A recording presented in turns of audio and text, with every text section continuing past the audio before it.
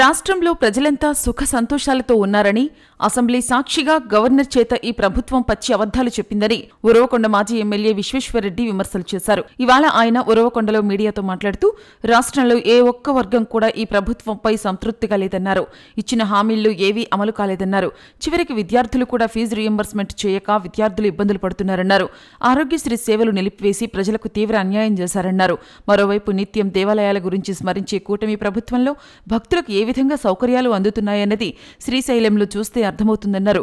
గతంలో తిరుపతి లాంటి సంఘటనలు చూసి బుద్ధి తెచ్చుకోకుండా శ్రీశైలంలో కూడా కనీస సౌకర్యాలు కల్పించలేదన్నారు. అక్కడ భక్తులు ఆక్రందన చూస్తే దయనీయంగా ఉందన్నారు. ఇలాంటి వాటికి ప్రభుత్వం ఏం సమాధానం చెప్తుందని నిలదీశారు. నిత్యం జగన్ మీద విమర్శలు తప్ప ఈ ప్రభుత్వం చేసింది ఏమీ లేదని ఆయన ఆగ్రహం వ్యక్తం చేశారు. నిన్నటి రోజు శ్రీశైలం దేవస్థానంలో శివభక్తుల పరిస్థితి ఎంత ఘోరంగా ఉందో అందరం కూడా చూసాం. కొన్ని దశాబ్దాలుగా కొనసాగుతున్న సాంప్రదాయం అది.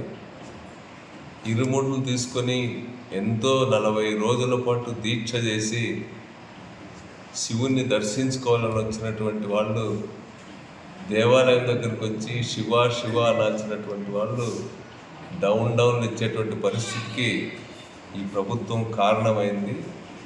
ఈరోజు అక్కడ శివభక్తులు, వికలాంగులు, చిన్నపిల్లలు, అదేవిధంగా మహిళలు వాళ్ళు చేసినటువంటి ఆక్రందనలు వింటే ఈ ప్రభుత్వం ఎంత దారుణంగా దేవాలయాలు నిర్వహిస్తూ ఉందనేటువంటి అర్థమవుతుంది. ముఖ్యంగా మరి అక్కడ కనీస భద్రతను కల్పించడంలో, కనీసం ఎంతమంది వస్తారని అంచనా వేయడంలో కూడా ఈ ప్రభుత్వం దారుణంగా విఫలమైంది. చివరికి ఎప్పుడు లేని విధంగా శివభక్తుల పైన లాఠీ చార్జ్ చేయడం అనేటువంటిది నిజంగా ఎంత విపత్కరంగా పరిస్థితి దిగజారిందనేటువంటిది అర్థమవుతుంది. ఈరోజు దేవాలయాల దగ్గర ఈ గవర్నమెంట్ వచ్చినప్పటి నుంచి ఇట్లాంటి ఘటనలు జరుగుతూనే ఉన్నాయి. అదృష్టవశాత్తు తొక్కిసలాట జరిగి మరింత ప్రమాదం జరగలేదు, కానీ ఈ దారుణం అయితే ఎప్పుడూ జరగలేదు. మరి ఈరోజు ఇంతకుముందు కూడా తిరుమలలో భక్తులు చనిపోవడం జరిగింది, తొక్కిసలాట జరిగి, అదేవిధంగా సింహాచలంలో తొక్కిసలాట జరిగి ప్రమాదం జరిగి అక్కడ చనిపోవడం జరిగింది. మొన్న కాశీబుగ్గ దేవాలయంలో కూడా పెద్ద సంఖ్యలో ఈరోజు భక్తులు ఈ ప్రభుత్వ వైఫల్యం కారణంగా ఈరోజు వాళ్ళు చనిపోవడం అనేటువంటిది చాలా దారుణం. ఎప్పుడు పొద్దున లేచినప్పటి నుంచి దైవభక్తి అని, హిందూ ధర్మం అని ఈరోజు మాట్లాడే చంద్రబాబు గారి ప్రభుత్వంలో ఇన్ని దారుణాలు నిజంగా మీకు ఆ మాట్లాడే నైతిక అర్హత ఉందా అని నేను అడుగుతా ఉన్నాను.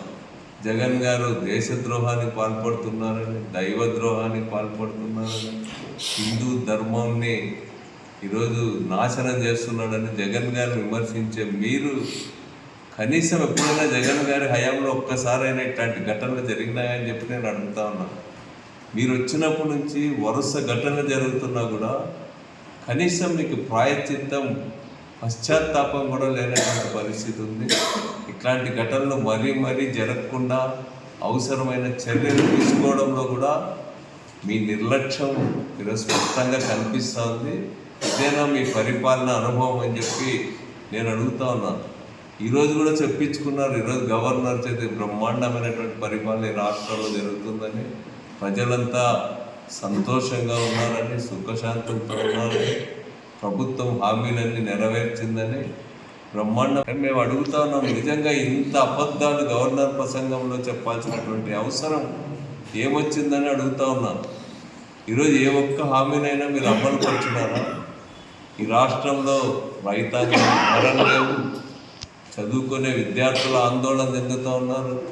వాళ్ళ ఫీజు రీయింబర్స్మెంట్, వసతి దీవెన, విద్యా దీవెన లాంటి పథకాలు అటకెక్కి పరీక్షలు వస్తూ ఉంటే ఈరోజు హాల్ టికెట్లు పొందడం కూడా అవమానకరమైనటువంటి పరిస్థితులు విద్యార్థులు ఎదుర్కొంటూ ఉన్నారు. ఈరోజు ఆరోగ్యశ్రీని అంతా కూడా అటకెక్కించినారు. హాస్పిటల్స్ నిర్వహణ, హాస్పిటల్స్ పరిస్థితి దారుణంగా దిగజారినటువంటి పరిస్థితి ఉంది. రైతుల పంటల పరిస్థితి ఎక్కడైనా కూడా మీరు పంటల్ని కొన్నారా అని చెప్పి నేను అడుగుతా ఉన్నాను. మేము ఉన్నప్పుడు 3,000 కోట్ల రూపాయలు ధరల స్థిరీకరణ నిధి ఏర్పాటు చేసి ధరలు లేకపోతే మార్కెట్లో ఎంటర్ అయి ప్రభుత్వ ఆధ్వర్యంలో కొనుగోలు చేసి ప్రజలకు ధరలు అందేలా, మద్దతు ధర అందేలా మేము చేశాం. మీరు ఎక్కడైనా కూడా కనీసం సబ్సిడీ ఇత్తనాన్నైనా కూడా రైతులకు అవసరమైనవి ఇచ్చినారా అని చెప్పి నేను అడుగుతా ఉన్నా. రైతులు ఈరోజు తీవ్ర అసంతృప్తితో ఉన్నారు ఈ గవర్నమెంట్ పట్ల.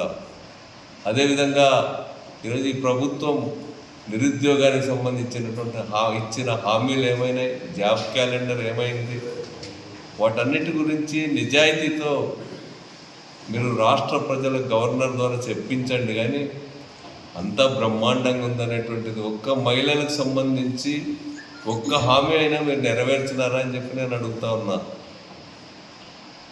ఈరోజు మహిళా సంఘాలు ఏ దుస్థితిలో ఉన్నాయి, మహిళా సంఘాలను ఆదుకునేటువంటి ప్రయత్నం ఎప్పుడైనా చేసినారని చెప్పి నేను అడుగుతా ఉన్నా. చేనేత కార్మికులకు చేనేత కుటుంబాలను ఆదుకునేటువంటి ఒక్క చర్య అయినా కూడా మీరు ఈ 2 ఏళ్లలో తీసుకున్నారని చెప్పి నేను అడుగుతా ఉన్నా. ఈ ప్రభుత్వం ఈరోజు ఏ సర్వేలో చూసినా కూడా ఈ ప్రభుత్వం ప్రజల ఆశల్ని, ఆకాంక్షలు నెరవేర్చడంలో ఫెయిల్ అవుతూ ఉంది. ఇప్పటికిప్పుడు ఎన్నికలు జరిగినా కూడా 100 మంది పైగా ఎమ్మెల్యేలు ఓడిపోతారని చెప్పి రిపోర్ట్స్ వస్తూ ఉన్నాయి.